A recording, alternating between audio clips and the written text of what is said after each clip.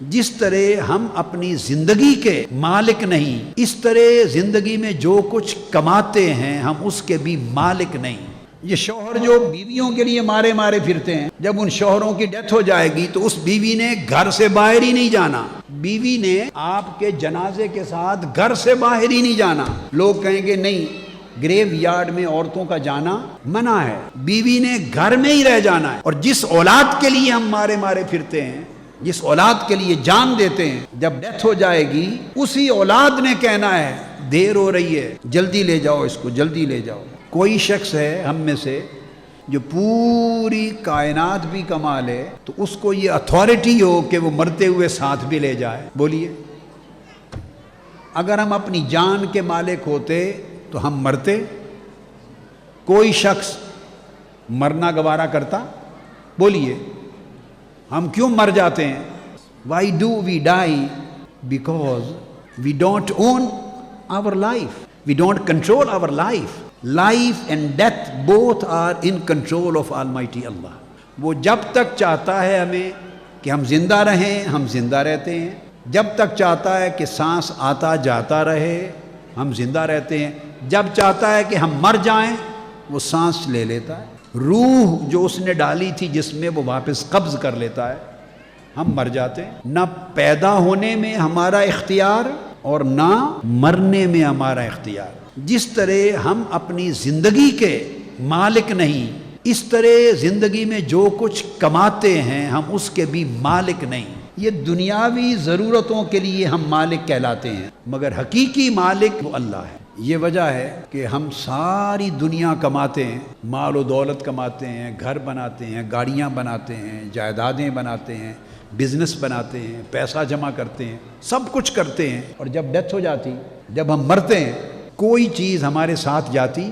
چھوڑ کے چلے جاتے ہیں پچھلوں کے پاس۔ تو جس چیز کو پچھلوں نے دوسروں نے لے لیا آپ اس کے مالک کیسے ہوئے؟ تو آپ تو یوزر تھے، اور خود کو مالک سمجھا تو یوزر پر ہو گئے۔ In fact, you were users.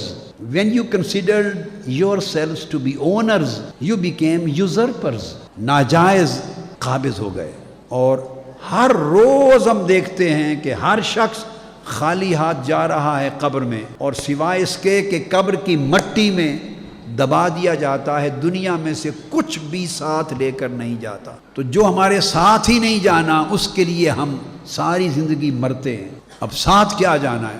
آقا علیہ السلام نے فرمایا، صحابہ کرام یہ کہا کرتے، ائمہ سلف صالحین اور اولیاء یہ کہا کرتے کہ اے بندے، تو اتنے ہی شے کا ہی مالک ہے جتنا تو نے پہن لیا اور جتنا تو نے کھا پی لیا، اتنے کا ہی مالک، اس کے علاوہ تیرے پاس کچھ نہیں۔ باقی تو مالک دوسرے ہیں جو پیچھے رہ جانے والے وراثت کا مال لیں گے، تقسیم کریں گے، مقدمے کریں گے، وہ لے گئے۔ تو جو دوسرے لوگ لے گئے تو مالک نہ ہوا۔ کوشش کر کہ تو بھی کسی شے کا مالک بنے۔ مالک بننے کا مطلب یہ ہوتا ہے تم اس شے کے مالک ہو جو ہمیشہ تمہارے ساتھ رہے۔ آپ اس شے کے مالک ہیں جو ہمیشہ آپ کے ساتھ رہے، آپ کی مدد کرے، آپ کی خدمت کرے، مشکل وقت میں آپ کو بچائے، آپ کو سپورٹ کرے۔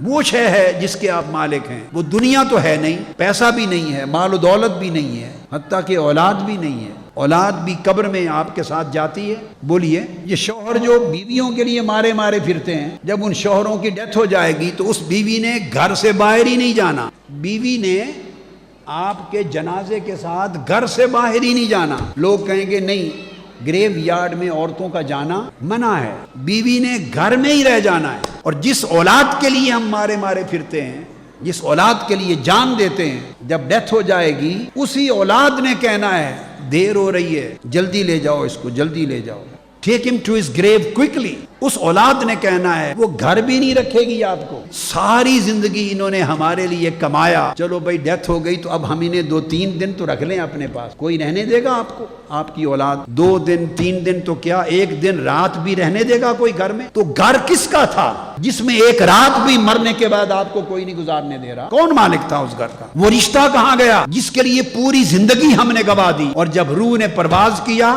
وہ ہر رشتہ بول رہا ہے کہ جلد لے جاؤ اس کو، نکالو گھر سے۔ گھر میں رہنے کوئی نہیں دیتا، غسل دے کے، کپڑے بھی نہیں ہیں آپ کے، وہ جو کلوزٹس میں لگائے ہوئے ہیں اور کبرز میں سجائے ہوئے ہیں، بہت شاندار۔ جب ہم کمروں میں جاتے ہیں تو ایک پوری انارکلی نظر آتی ہے ہمارے کمروں میں، ایک انبار کپڑوں کا نظر آتا ہے، ان میں سے بھی کچھ نہیں ہے ہمارا، وہ اتار لیں گے کپڑے، 2 سفید چادروں میں لپیٹ کر آگے روانہ کر دیں گے، کپڑے بھی کوئی اور لے جائے گا، گھر بھی پچھلے لے جائیں گے، جائیداد بھی پچھلے لے جائیں گے، بزنس بھی پچھلے لے جائیں گے، پیسہ بھی پچھلے لے جائیں گے، آپ کو گھر میں رہنے بھی کوئی نہیں دے گا، ایک رات مزید لے جاؤ۔ پھر جنازے کے بعد قبر کھودیں گے اور ایک گڑھے میں، جس کو گریو کہتے ہیں، آپ کو بند کر دیں گے، اوپر مٹی ڈال دیں گے، اور آپ ڈالتے ہیں نا 3 بار مٹی، اور کہتے ہیں منہا خلقناکم وفیہا نعیدکم ومنہا نخرجکم تارۃ اخری۔ سبق یاد دلایا جاتا ہے، اوپر مٹی پھینکتے ہیں اس پر اور کہتے ہیں اے بندے اسی میں سے تو پیدا ہوا تھا، تو